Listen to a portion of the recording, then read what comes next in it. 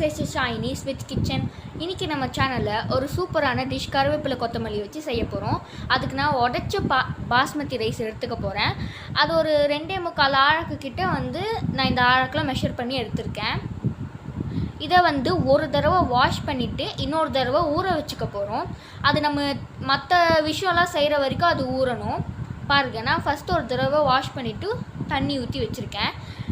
Next பட்டை, ஜாதிபத்திரி, மராத்தி மொக்கு, ஏலக்காய், அன்னாசிப்பூ, பிரிஞ்சி இலை, காஞ்ச மிளகாய், சோம்பு எடுத்துக்க போகிறேன். இது சிலது அரைக்கிறதுக்கு, சிலது தாளிக்கிறதுக்கு. பாருங்கள், நான் கிராம்புலேயே கொஞ்சோண்டு கிராம்பு, ஒரு 2-3 கிராம்பு தாளிக்க எடுத்துக்க போகிறேன். அந்த மராத்தி மொக்குலேயும் ஒன்று தாளிக்க எடுத்துக்க போகிறேன். நெக்ஸ்ட் இது அரைக்கிறதுக்கு பூண்டு, இஞ்சி, அப்புறம் புளி, அது 3மே அரைக்க போகிறோம்.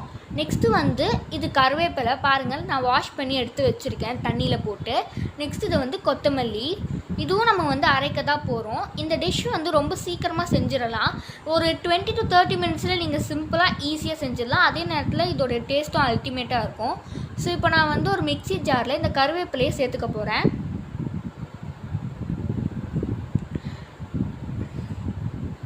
நெக்ஸ்ட்டு கொத்தமல்லியும் சேர்த்துக்கலாம்.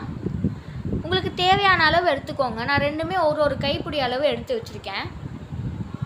உங்களுக்கு நீங்கள் ஒரு வேளை அரிசி கம்மியாக எடுத்துக்கிறீங்கன்னா அதுக்கேற்ற மாதிரி எடுத்துக்கோங்க. இப்போ நான் இதில் புளி சேர்த்துக்கிறேன். ஒரு துண்டு புளி, அப்புறம் கொஞ்சம் பூண்டு, அப்புறம் இஞ்சி சேர்த்துக்கிறோம். இஞ்சி நான் பெருசாகவே அரிஞ்சு எடுத்துக்கிட்டேன். பூண்டும் ஒரு 20 பல்லு அந்த மாதிரி எடுத்துக்கோங்க. நெக்ஸ்ட்டு இதில் சோம்பு சேர்த்துக்க போகிறோம்.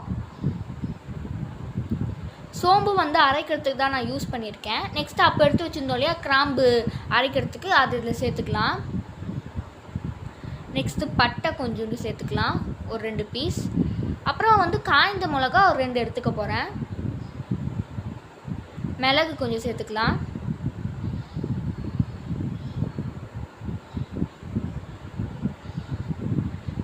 இது எல்லாத்தையும் சேர்த்துட்டு நம்ம அரைக்க போகிறோம். நெக்ஸ்ட்டு மராத்தி மொக்கு, உப்பு. நான் கல் உப்பு சேர்த்துக்க போகிறேன். அதே மாதிரி நான் மொத்த டிஷ்ஷுக்கான தேவையான மொத்த உப்புமே நான் இந்த அரைக்க போகிற பேஸ்ட்லேயே சேர்த்துக்க போகிறேன். ஓகேவா?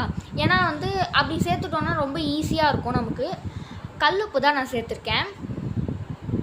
பாருங்கள், நம்ம அரைச்சி எடுத்துக்கிட்டோம். நெக்ஸ்ட்டு ஒரு பாத்திரத்தில் எண்ணெய் சேர்த்துக்க போகிறோம். நான் ஒரு 3 கரண்டி எண்ணெய் சேர்த்துக்கிட்டேன். இது ஒரு ஆழக்குக்கு ஒரு கரண்டி மெஷர்மெண்ட் இருக்கிற மாதிரி ஒரு கரண்டி நான் வச்சுருக்கேன். அதில் நான் எடுத்துக்கிட்டேன்.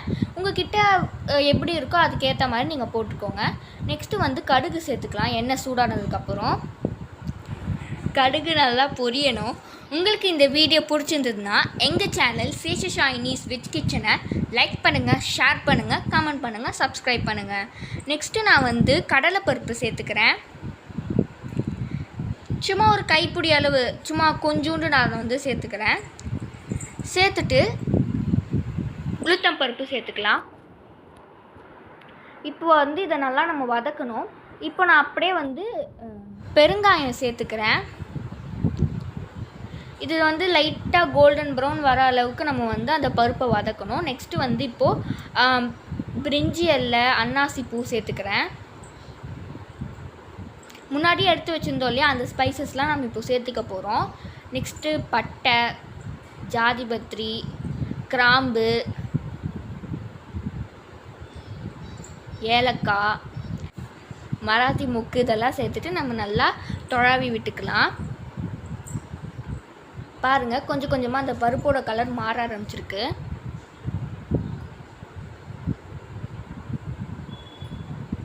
நீங்களும் இந்த டிஷ்ஷை உங்கள் வீட்டில் ட்ரை பண்ணி பாருங்கள்.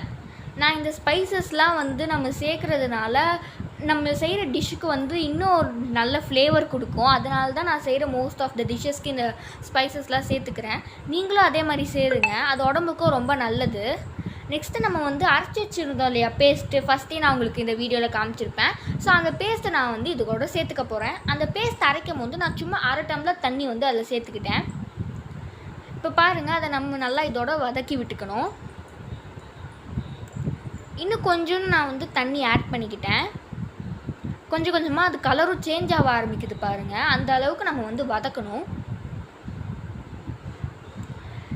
குட்டி குட்டி பபிள்ஸும் வர ஆரம்பிச்சிருக்கு. உங்களுக்கு இப்போ நல்லாவே தெரியும் அது கலர் சேஞ்சு. இப்போ வந்து இவ்வளோ நேரம் நம்ம செஞ்சோம் இல்லையா, அது வரைக்கும் நான் வந்து அரிசியை ஊற வச்சுக்கிட்டேன். ஸோ அப்போ வந்து உங்களுக்கு ஈஸியாக வெந்துடும். அதனால தான் இப்போ வந்து அரிசி ஆட் பண்ணணும். இந்த ஸ்டேஜில் நம்ம வந்து அரிசியை ஆட் பண்ணிக்கலாம்.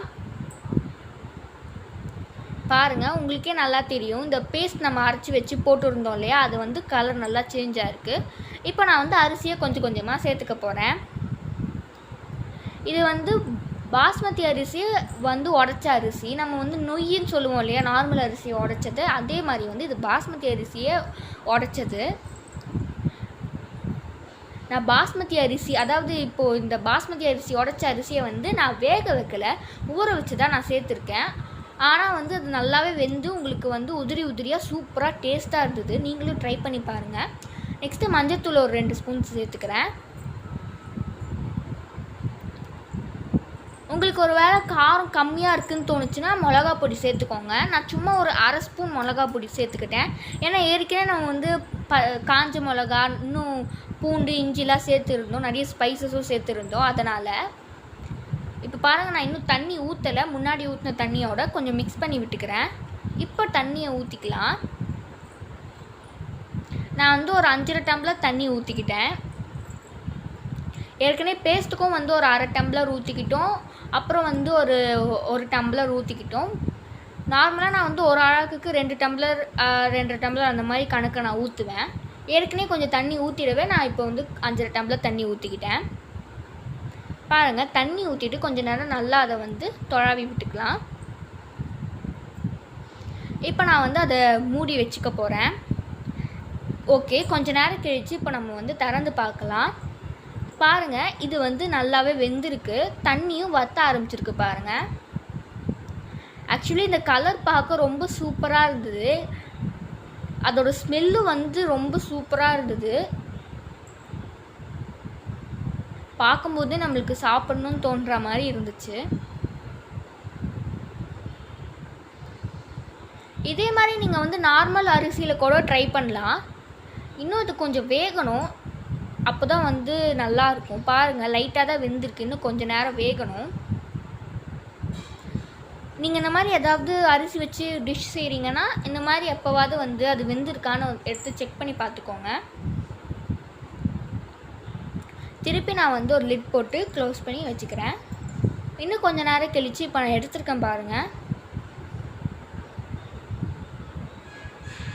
இப்போ இது நல்லாவே சூப்பராக வெந்திருக்கு. கலரும் பார்க்க செம்மையாக இருந்தது. ஸ்மெல், டேஸ்ட் எல்லாமே பர்ஃபெக்டாக சூப்பராக இருந்தது. பாருங்கள் எப்படி இருக்குன்றத. இந்த மாதிரி டிஷ்ஷை வந்து நீங்கள் ட்ரை பண்ணிங்கன்னா அது டேஸ்ட்டாகவும் இருக்கும், அதே நேரத்தில் உடம்புக்கும் ரொம்ப ஹெல்த்தி.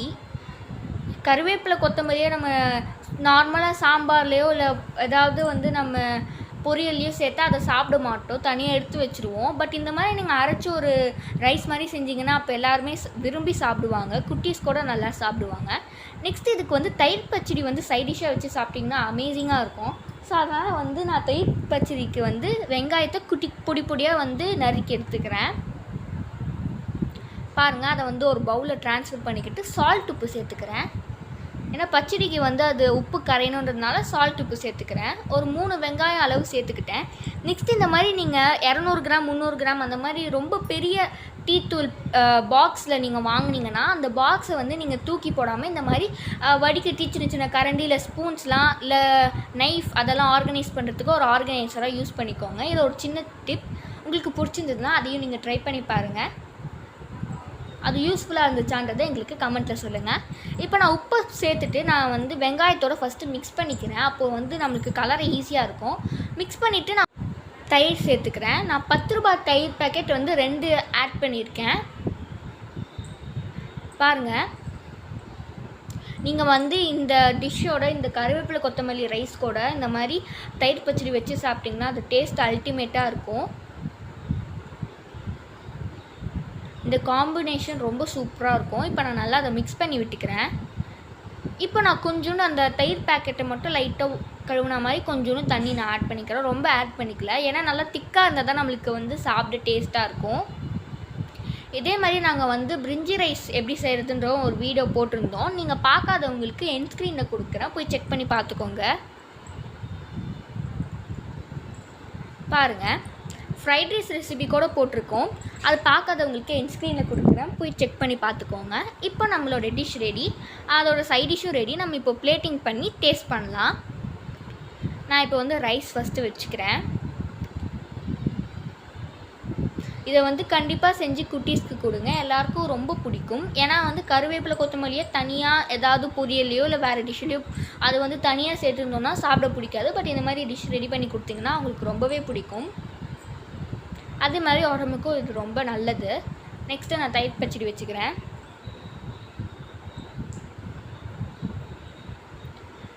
நான் இது டேஸ்ட் பண்ணி பார்த்தேன், ரொம்ப சூப்பராக இருந்தது. நீங்களும் கண்டிப்பாக ட்ரை பண்ணி பாருங்கள்.